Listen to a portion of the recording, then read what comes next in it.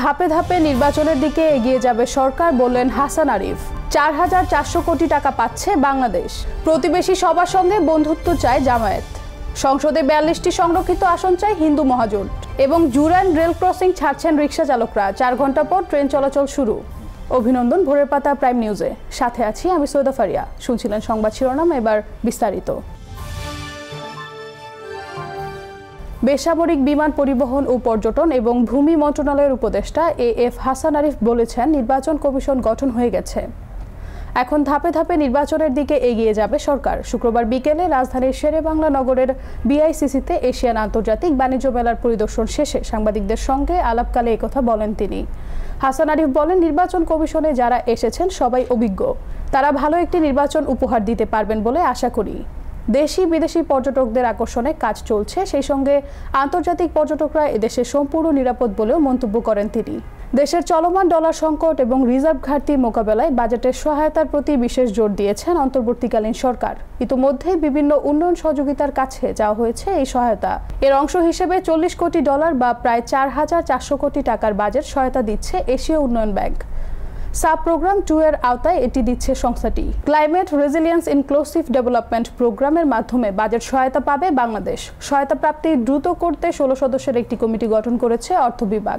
গত 10 নভেম্বর গঠিত কমিটির সভাপতির দায়িত্ব দেওয়া হয়েছে অর্থ বিভাগের অতিরিক্ত সচিব ডক্টর জিয়াউল আবেদিনকে।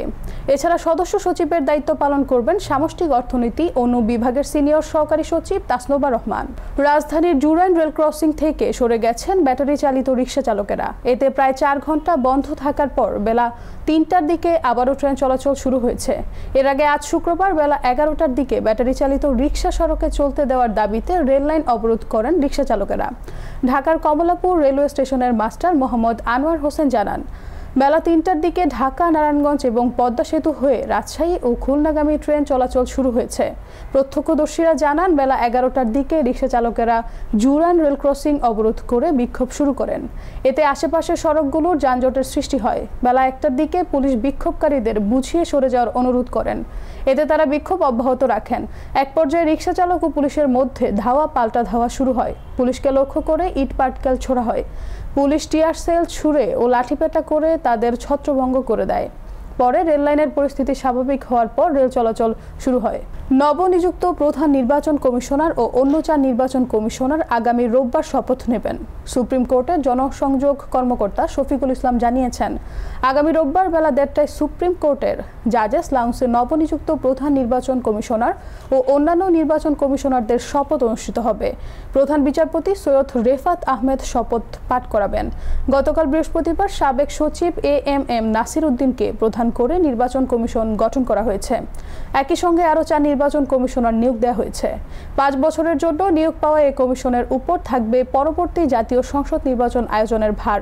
নতুন কমিশনে নির্বাচন কমিশনার হিসেবে থাকছেন সাবেক অতিরিক্ত সচিব আনোয়ারুল ইসলাম সরকার, সাবেক জেলা ও দায়রা জজ আব্দুর রহমান মাসুদ, সাবেক যুগ্ম সচিব তাহমিদা আহমেদ ও ব্রিগেডিয়ার জেনারেল অবসরপ্রাপ্ত আবুল ফজল মোহাম্মদ সানাউল্লাহ। সার্চ কমিটির প্রস্তাব করা নামের তালিকা থেকে রাষ্ট্রপতি মোহাম্মদ শাহাবুদ্দিন এই 5 জনকে প্রধান নির্বাচন কমিশনার হিসেবে বেছে নেন। সবার সঙ্গে বন্ধুত্ব, কারোর সঙ্গে শত্রুতা নয়, নীতি অনুসরণের মাধ্যমে ভারত সহ প্রতিবেশী সকল রাষ্ট্রের সঙ্গে জামায়াতে ইসলামী সুসম্পর্ক বজায় রাখতে চায় বলে জানিয়েছেন দলটির আমির ডাক্তার শফিকুর রহমান। শুক্রবার আনন্দবাজার পত্রিকাকে দেওয়া এক সাক্ষাৎকারে তিনি একথা বলেন। জামায়াতে ইসলামী ভারত বিরোধিতা প্রশ্নের জবাবে ডাক্তার শফিকুর রহমান বলেন, সম্পূর্ণ অস্বীকার করছি। এই ধারণা ভিত্তিহীন। উদ্দেশ্য প্রণোদিতভাবে আমাদের নিশানা করে এই মতবাদ ছড়ানো হয়েছে যাতে জামায়াতের রাজনীতির মিথ্যা ব্যাখ্যা ও বিভ্রান্তি তৈরি হয়। সমান মর্যাদা এবং সম্মানের ভিত্তিতে আমরা ভারত সহ সমস্ত প্রতিবেশী রাষ্ট্রের সঙ্গে সুসম্পর্ক বজায় রাখতে চাই।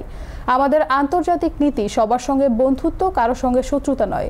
চাই ভারতও একই সঙ্গে সারা দিক পারস্পরিক বিশ্বাস এবং সহাবস্থানের ভিত্তিতে আনুপাতিক হারে নির্বাচন পদ্ধতিতে সংখ্যালঘুদের জন্য 42টি আসন সংরক্ষণের দাবি জানিয়েছে হিন্দু মহাজোট। শুক্রবার ঢাকা রিপোর্টার্স ইউনিটের নসরুল হামিদ মিলনায়তনে এক সংবাদ সম্মেলনে তারা এই দাবি উত্থাপন করেন। লিখিত বক্তব্যে জাতীয় হিন্দু মহাজোটের মহাসচিব অ্যাডভোকেট গোবিন্দ চন্দ্র প্রামাণিক বলেন, সংখ্যালঘু সম্প্রদায়ের জন্য জনসংখ্যা 12%, যেখানে হিন্দু 10% ও বৌদ্ধ খ্রিস্টান 2%। অনুপাতে 350 আসন হলে 42টি আসন ধর্মীয় সংখ্যালঘুদের জন্য সংরক্ষণ করতে হবে। 38টি হিন্দুদের জন্য, বৌদ্ধদের 3টি এবং খ্রিস্টানদের জন্য 1টি আসন এবং 6টি নারী আসন থেকে 4টি হিন্দু, 2টি বৌদ্ধ নারী সদস্য সারা দেশের হিন্দু, বৌদ্ধ ও আদিবাসী নারীদের দ্বারা নির্বাচিত হবেন। সারা দেশের প্রাপ্ত ভোট অনুসারে প্রতিদ্বন্দ্বিতাকারী দলগুলো সদস্য মনোনীত করবে। হিন্দু, মুসলিম, বৌদ্ধ, আদিবাসী ও খ্রিস্টান সংসদ সদস্যরা সমমর্যাদা সম্পন্ন হবেন। ভোট দেবেন স্ব-স্ব সম্প্রদায়ের ভোটাররা। এবার আন্তর্জাতিক সংবাদ।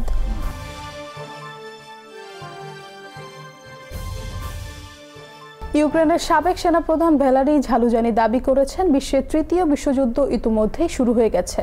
তার মতে ইউক্রেন যুদ্ধে রাশিয়ান মিত্রদের সরাসরি যোগ দেওয়ার বিষয়টি তাই নির্দেশ করেছে। ইউক্রেনিক্সা প্রাবাদার UP100 পুরস্কার অনুষ্ঠানে এমন মন্তব্য করেন এই সাবেক সেনা কমান্ডার।